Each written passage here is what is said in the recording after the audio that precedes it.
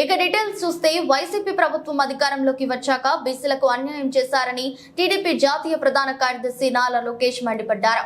TDP నిర్వహిస్తున్న శంఖారావం బహిరంగ సభలో ఆయన మాట్లాడుతూ జగన్ కు ఓటమి భయం పట్టుకుందని, అందుకే ఎమ్మెల్యేలను మార్చుతున్నారని, జగన్ పాలనలో ముమ్మాటికి జరిగింది సామాజిక అన్యాయమేనని, బీసీలంటే జగన్ కు చిన్న చూపని ఆ పార్టీ ఎమ్మెల్యేలే అంటున్నారన్నారు.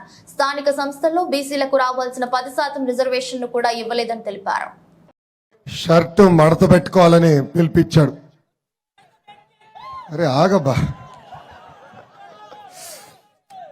నిన్న నేను జగన్ కుర్చీ మడత పెట్టే రోజులు తొందరలో వచ్చినాయని చెప్పా.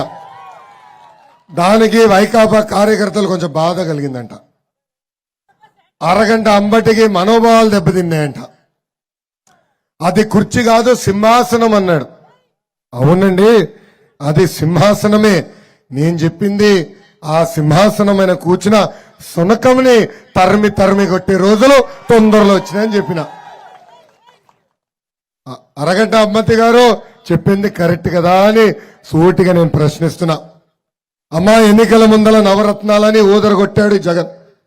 ఇప్పుడు అధికారంలోకి వచ్చిన తర్వాత నవ మోసాలు చేశాడు. ఆనాడు ఏం చెప్పాడు? సంపూర్ణ మద్యపాన్ నిషేధం చేసిన తర్వాతనే మీ ఓట్లు అడుగుతా అన్నాడు. మద్యపాన్ నిషేధం చేశాడా తల్లి? చేశాడా? ఇప్పుడు ఏకంగా ఊరూరు కాదు కదా, వీధి వీధి మద్యం పారిస్తున్నారు. ప్రభుత్వమే దుకాణాలు పెడుతుంది, భూమ్ దుకాణాలు. అక్కడ ప్రభుత్వ ఉద్యోగస్తులు నియమిస్తారు.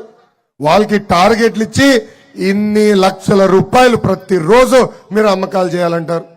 అది తట్టుకోలేక అక్కడ పనిచేసే సిబ్బంది ఆత్మహత్య కూడా చేసుకునే పరిస్థితికి ఈ రోజు వచ్చారు.